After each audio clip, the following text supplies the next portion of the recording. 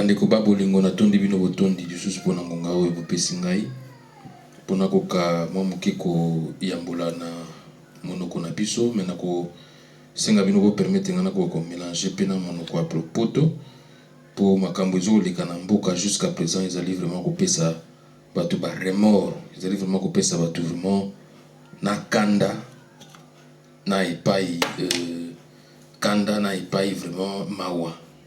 Donc yango na lobaki que réellement côté à est il faut vraiment tout ça l'effort tout ça solution pour kimia ko kozonga po ba mama na biso bakoko na biso basala bilanga na côté wana ba ko kozonga na musala po ba ko kozwa pe kimia mena yango ekosenga na biso vraiment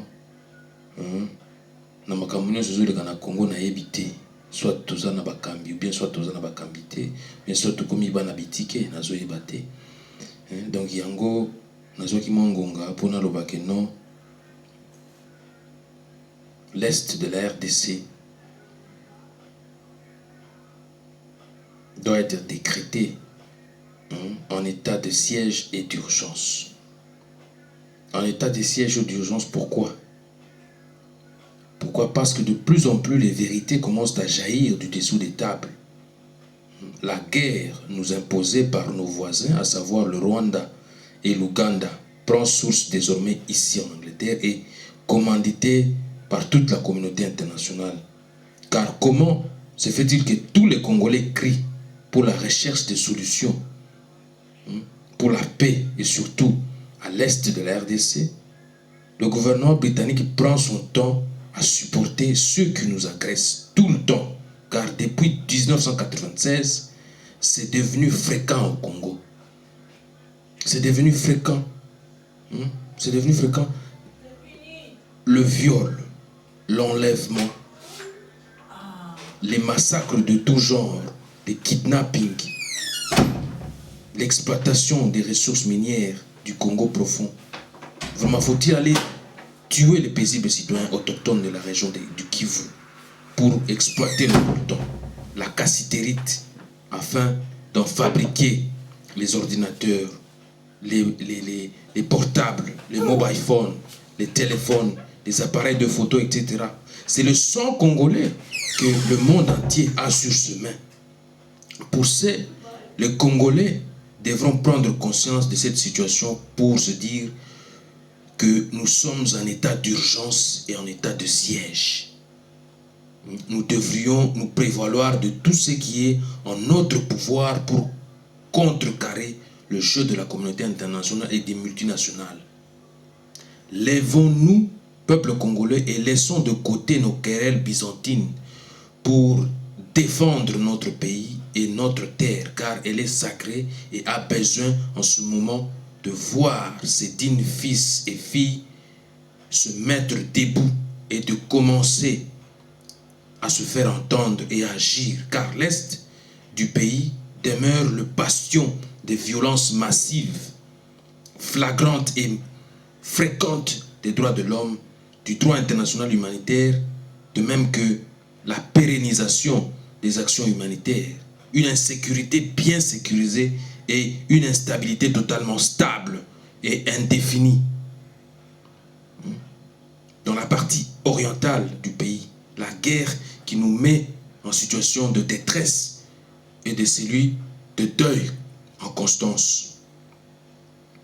La Constitution en vigueur est claire là-dessus, notamment dans ses articles 85 et 86 qui disposent: lorsque les circonstances graves menacent d'une manière immédiate l'indépendance ou l'intégrité du territoire national, ou qu'elles provoquent l'interruption du fonctionnement régulier des institutions, le président de la République proclame l'état d'urgence ou l'état de siège après concertation avec le Premier ministre et les présidents des deux chambres, conformément aux articles 144 et 145 de la présente Constitution.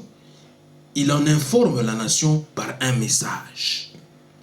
Les modalités d'application de l'état d'urgence et de l'état de siège sont déterminées par la loi. Le président de la République déclare la guerre par ordonnance délibérée en Conseil des ministres après avis du Conseil supérieur de la défense et autorisation de l'Assemblée nationale et du Sénat, conformément à l'article 143 de la présente Constitution. Donc, à la lumière de ces articles, l'Est de la République doit être décrété en état d'urgence et en état de siège, compte tenu de la prolifération des groupes armés qui combattent les FARDC sans cesse, et compte tenu de la prolifération des multinationales qui pillent nos richesses, qui entretiennent des guerres non voulues par les autochtones du pays.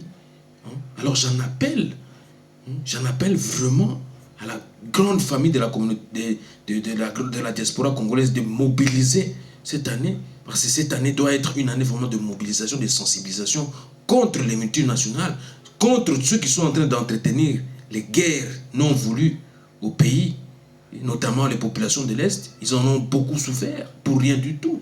Être violés de manière arbitraire, être enlevés de manière arbitraire. Pourquoi? Qu'ont-ils fait? Alors je me demande, qu'est-ce que nous allons faire? Nous allons rester comme ça, comme spectateurs, et voir que notre pays est menacé à longueur de journée, est agressé à longueur de journée par le Rwanda et l'Ouganda, et laisser cette situation durer comme ça? Non, nous devons pointer du doigt nos agresseurs et leur dire de faire très attention. Très attention, il y a des limites. Il y a des limites. On ne peut pas aller jusqu'au débordement. Non. La République démocratique du Congo, aujourd'hui, regorge plus de 65 millions d'habitants. Compte 65 millions d'habitants. Et si aujourd'hui, toute cette population-là, tous ces habitants-là s'élèvent maintenant pour aller envahir ces États qui nous agressent, auront-ils vraiment du poids à nous combattre? Alors je me demande, je me pose des questions en tant que leader de la communauté. Je demande à tous les leaders des communautés de relayer le message, de passer le message que trop c'est trop. C'est notre droit le plus sacré, celui de la légitime défense. On nous attaque, nous devons riposter. Je vous suis vraiment reconnaissant pour ce temps que vous avez disposé pour suivre ce message patriotique. Je demande à tout le peuple vraiment de se prendre en charge et de prendre les dispositions dont il dispose afin de faire sa propre défense, de faire des comités de défense pour assurer sa propre sécurité. Parce que je n'ai plus confiance à la MONUSCO, je n'ai plus confiance à toutes ces organisations-là qui viennent là, soi-disant, pour aider le peuple congolais. Non, le peuple congolais en a encaissé beaucoup, a beaucoup subi pendant les 20 dernières années. Alors, nous en appelons aux cessations claires et nettes de toutes ces exactions, de toutes ces agressions non voulues par nos populations de l'Est et de l'ensemble du pays d'ailleurs. C'était votre humble serviteur, le MP de la diaspora congolaise de UK. Bienvenue Massamba. Je crois que je vais encore une fois pouvoir revenir dans des prochaines occasions pour essayer un peu d'insister que la légitime défense doit prévaloir à tout point de vue. Le peuple congolais en a beaucoup souffert, en a beaucoup subi. Trop, c'est trop. Levez-vous. Ingeta, Ingeta, Ingeta. Je vous remercie.